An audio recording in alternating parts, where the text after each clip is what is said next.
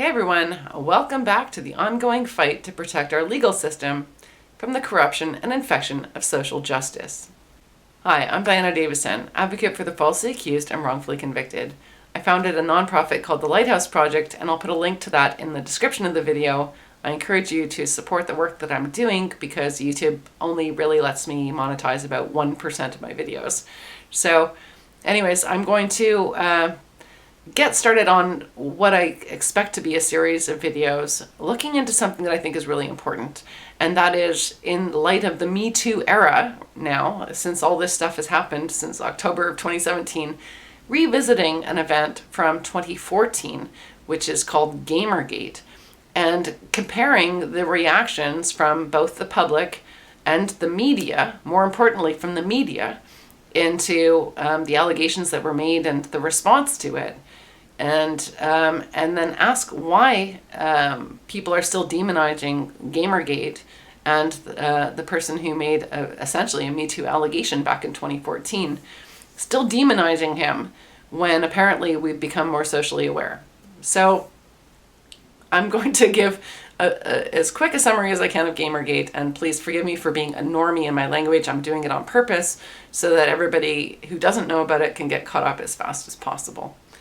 So in leading up to 2014, August 2014, when a thing called the Zoe Post was published, there was some discontent going on in the gaming community because a person who's fairly well known, called Anita Sarkeesian, had crowdfunded and then started a thing under the name Feminist Frequency, surprise, surprise, Feminist Frequency, started a thing called Tropes versus Women, saying that there was sexism in the video game industry and the way women were represented.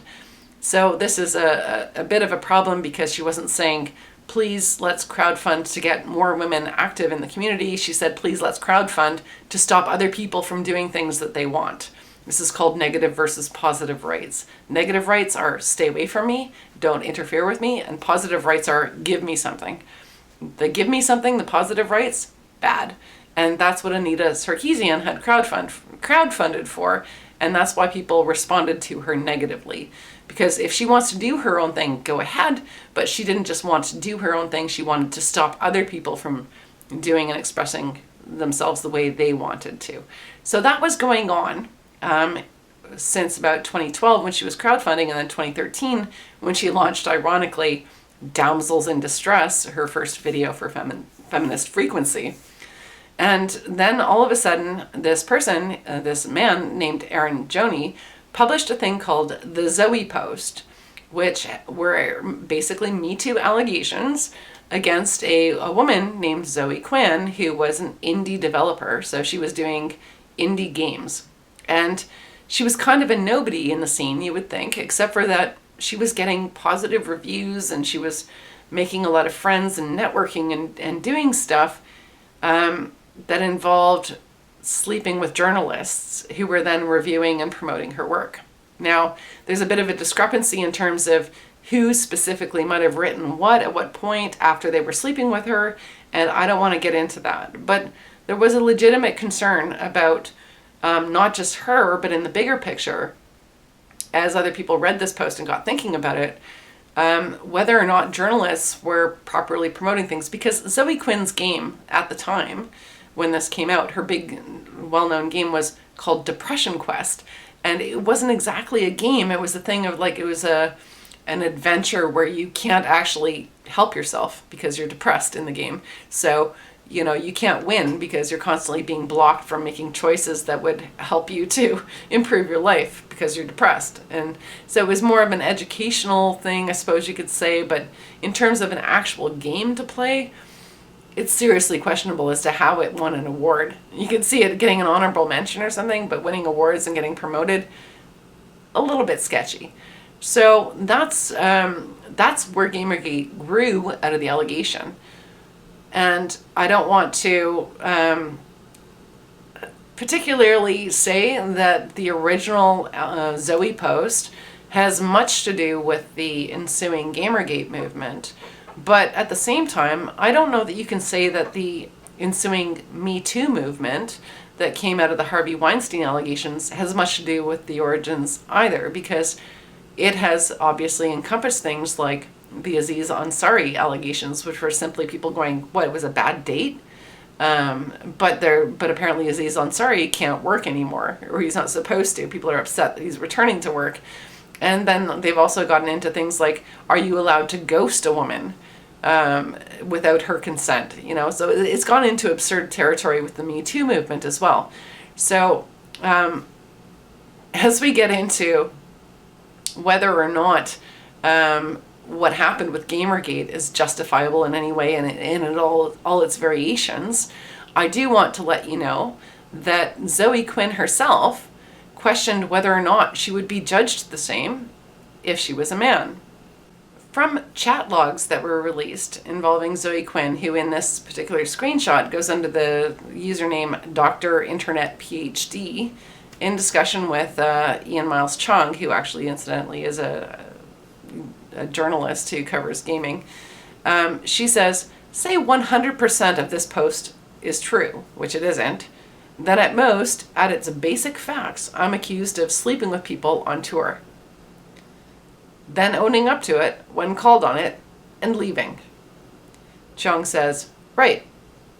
And Zoe says, if I was a dude, I don't think I even have to finish that statement. And Chung says, if you were a dude, you would be forgiven by the masses in a heartbeat. Now, I've messaged Young, and he has, since this dialogue, which was back in 2014, he has started to question Zoe Quinn publicly and call her out on a number of things. So I don't want people dogpiling on him. And of course, the Me Too movement hadn't happened back then. So we don't have this absolute concrete exhibit. I like to go back to these court terms, exhibits of what might have happened to a man if he'd been accused of the same thing. And I think now we can say that the answer is very clear. He would have been unpersoned, he would have been fired, and he would have been barred from ever working again until some undeterminate time in which women decided to forgive him. So that's what would have happened to a man. But what happened to Zoe Quinn? She got more famous in a positive way. She got promotions, she got funding, and now she is actually writing for DC Comics. So she's had a book published, all this other stuff. And in the meantime, the journalists who covered what happened demonized her accuser, Eron Gjoni, and promoted Quinn as the long-suffering heroine of the whole sequence of events. And so we need to shake this out a little bit and figure out why it happened and figure out whether or not this is what we want to have continue. Because if I can tell you, if Eron Gjoni had published this and he was the woman, just like Quinn asks, what if she was a dude and he was the woman? We know what would have happened. And so then we have to answer the question, why didn't that happen? Maybe because it was 2014 instead of 2017. But why doesn't Smug Bastard Ronan Farrow care about this? Why are all these white knights still protecting Zoe Quinn, and why is she still getting inflated into these positions which she seemingly doesn't deserve? So these are the questions we need to answer, and this is going to take more than one video to address. Now, the Zoe Post by Eron Gjoni is actually kind of a gold standard in terms of what we should expect if people want us to #believe them, because he doesn't actually ask us to #believe. Eron Gjoni not only heavily documented everything he said, he expected people to disbelieve him. And so he published the receipts, the proof, the massive chat logs. And then when people wanted to confirm that he didn't just randomly create massive chat logs, he actually did a video and uploaded the video to prove that the person he was communicating with was legitimately Zoe Quinn. So at no point did Eron Gjoni ask people to just simply believe him, and at no point did he get upset when people asked him to verify what he was saying. And that's really important, because when people make life-destroying accusations against somebody, and then they're asked for proof of it, when they get upset, well, then they should be questioning why they used the public forum in the first place. If they want to go to court and they want to have somebody potentially incarcerated, which is a huge deal, Going to jail is huge. If they want to have somebody incarcerated, they should not be shocked when somebody asks them for proof. And in the Zoe Post, Eron Gjoni at no point expects anybody to just simply believe him, and he understands and is cooperative when you ask him for proof.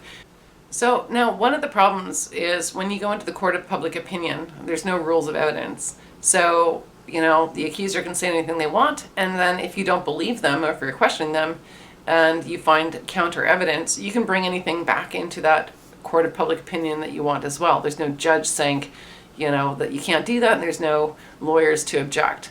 It's just simply whatever you can put out on the internet that you reasonably believe to be true.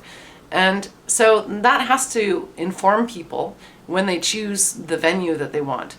And in court, it has its disadvantages. It takes a long freaking time, and you may not actually end up getting a fair hearing or whatever. But there's rules there to try and ensure it. So there's a benefit to going through the court system. But primarily the benefit for the accused person is that whatever your accuser says about you, you have access to that. The police and the prosecutor must disclose to you the actual statement from your accuser and any evidence that they've obtained in terms of how they're going to prosecute you. When you get this intermediary figure like Ronan Farrow, who I still like to call Smug Bastard, he's particularly a smug bastard because he's a lawyer, so he knows how it's supposed to work. But when Ronan Farrow is operating as a journalist, he says that he has fact-checked it. And instead of having to file exhibits and present them to the public, he simply says, I've got them. And then we're supposed to trust him. And so this is a problem with the media, especially when they're fielding allegations that are criminal in nature, that they're not giving the public access to the evidence to review for themselves.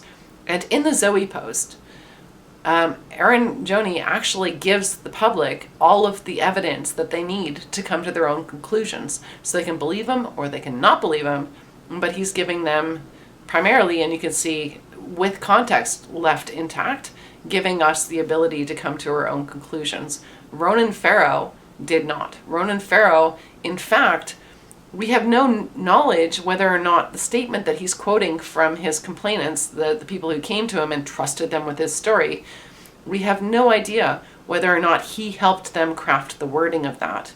Keep in mind, he is a lawyer.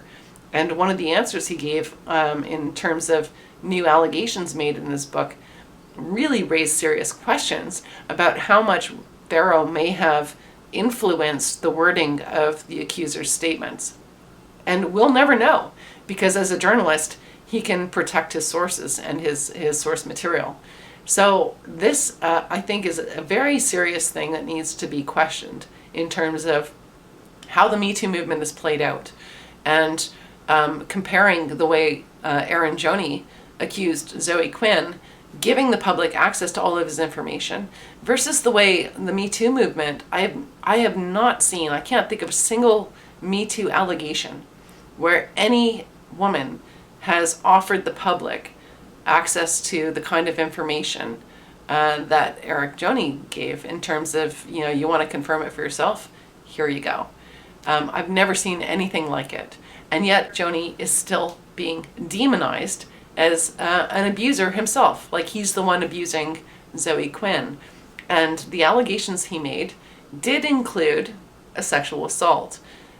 But it's a really interesting one, given the way the Me Too movement has tried to expand the meaning of sexual assault.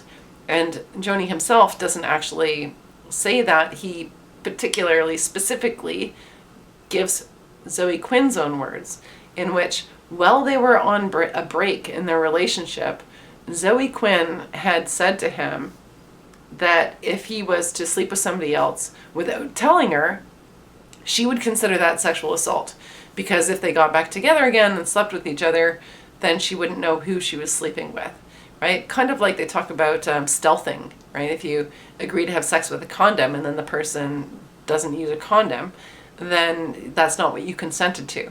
And it's legitimate to say in a relationship, if you feel that you're monogamous or you're being open and honest with each other and engaging in sex that may not be protected, that you're trusting the other person to make you aware of who else is involved in this sexual relationship. So in his chat logs, Zoe Quinn admits that she herself had actually said that she felt cheating on somebody was a form of sexual assault. So this is why I love this case. At what point do women's own standards, at what point do they have to meet their own standards?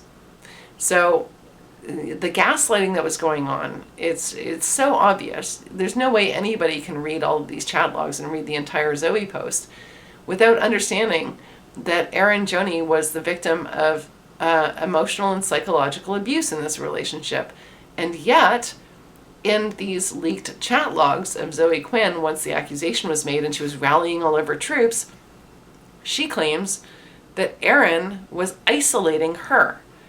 And at the same time, she's saying she was like flitting around, just having sex on tour. So how can you be isolated and also be flitting around fucking people on tour because you've got the freedom to travel and sleep with whoever you want? It's the same thing. And so this is why I love the Zoe Quinn story so much, because she wasn't just the accused person, which was deemed to be slut shaming, right? Now, if you were to transfer that again, like Zoe wants, consider the genders reversed. Well, why aren't we just saying that Harvey Weinstein's a slut, and why are we slut shaming Harvey Weinstein, right? Nobody's proven that he's done anything criminal. It's just slut shaming. How is Zoe safe from the same thing? Why is it slut shaming with her, but it's not slut shaming with Matt Lauer, who's being accused of inappropriate sexual conduct with other people in the workplace?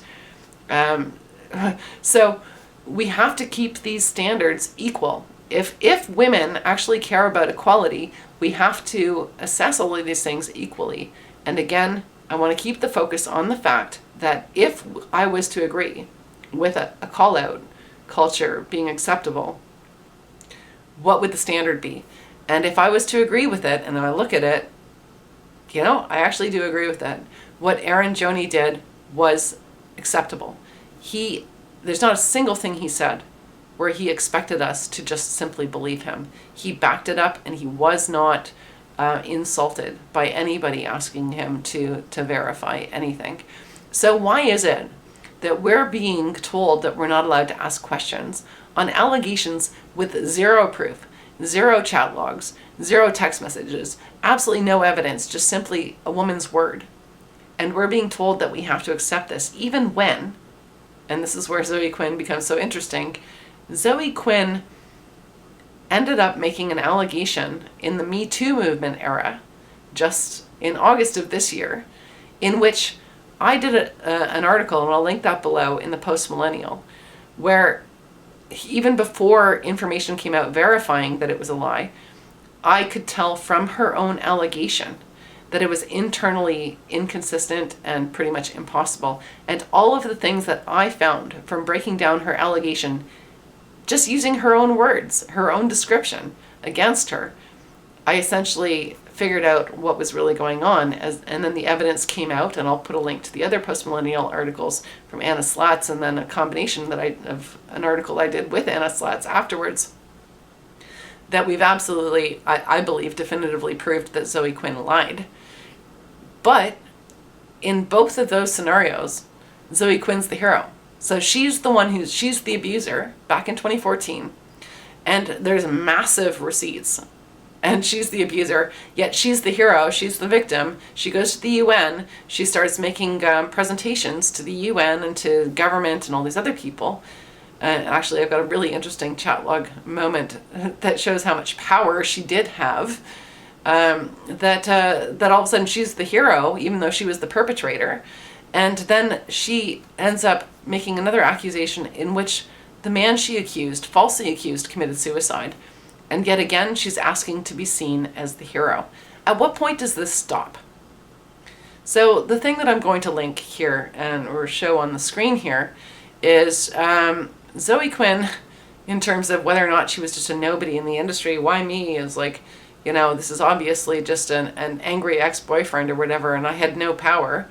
That there's actually a a segment in the chat logs where she says, well, without naming names, and then continues after a couple of other people interject, I have the ears of several multi-millionaires in the games industry about doing something about all of this. And somebody says, holy shit, Zoe. And she says, yeah, dude, you spend 3 years helping people in the industry. When a hate group comes knocking at your door, people tend to want to help. And then says, I mean, it's partly what crash override is. So what is crash override? Crash override network. The acronym, interestingly, is CON, C-O-N.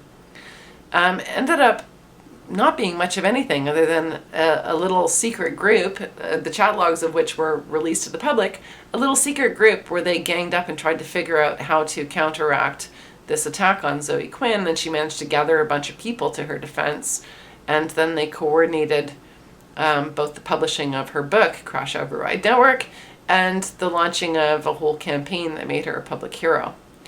So why is it that if Zoe Quinn, as she wanted to know, if I was a dude, what would have happened? Why is it that Zoe Quinn ended up having her career advanced by being accused by somebody of what I think, if you read the whole Zoe Post, is pretty obviously, and backed up by receipts, abusive behavior towards a boyfriend? And then in the next video, because this is getting kind of long, in the next video, I'm going to look at why it is that all of the journalists demonized the person who told his Me Too story, asked for help, said, I want to understand this. And thankfully, some people did give him some help to understand that he was actually abused and how that whole gaslighting thing works, and helped him to kind of work through that stuff. And primarily, he also wanted to make sure that other people didn't get harmed by her in the same way, which is, if you look at motives for Me Too accusations, one of the best reasons is because you think that this person has multiple victims. And that's exactly what Eron Gjoni was saying. I think that this person is hurting a lot of people. And in fact, when Alec killed himself this year, there's a question if, something different had happened, if maybe people had taken this more seriously and she'd been held to account, then maybe that wouldn't have happened. But in terms of media, and going back to frat boy, spoiled brat Ronan Farrow, one of the things that he's published in his book, as has been quoted in the media, is that Matt Lauer's accuser now said that despite claiming that she was fairly violently raped on their very first encounter in a hotel room, she continued a consensual affair with him, initiating sexual encounters. She said, but they were just transactional.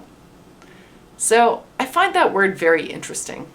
And this is coming from somebody named Brooke Nevils, who works for NBC, which is where Matt Lauer, former host of the Today Show, was formerly employed as well, although he's been fired. That she says that she continued a relationship with him that was transactional. And another word for transactional sex is prostitution.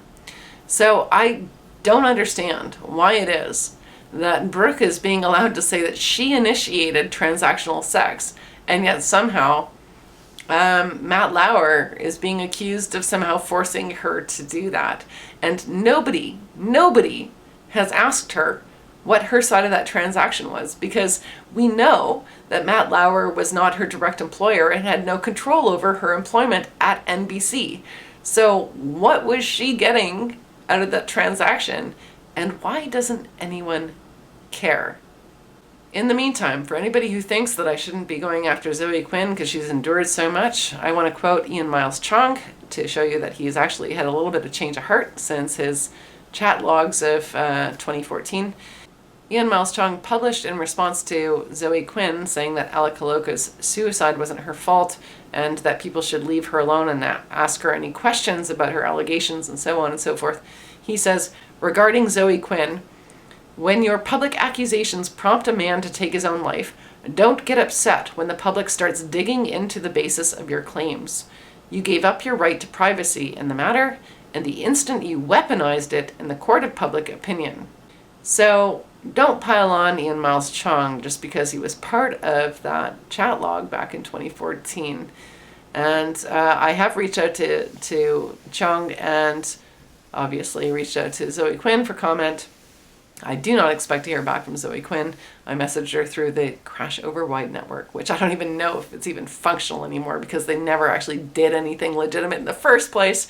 But anyways, I'm also speaking with Eron Gjoni and trying to get some information about him that I would like to cover in another video. And that has directly to do with how journalists approached this story back in 2014, 2015, and a hit piece that was written on him. So I'll do that analysis next.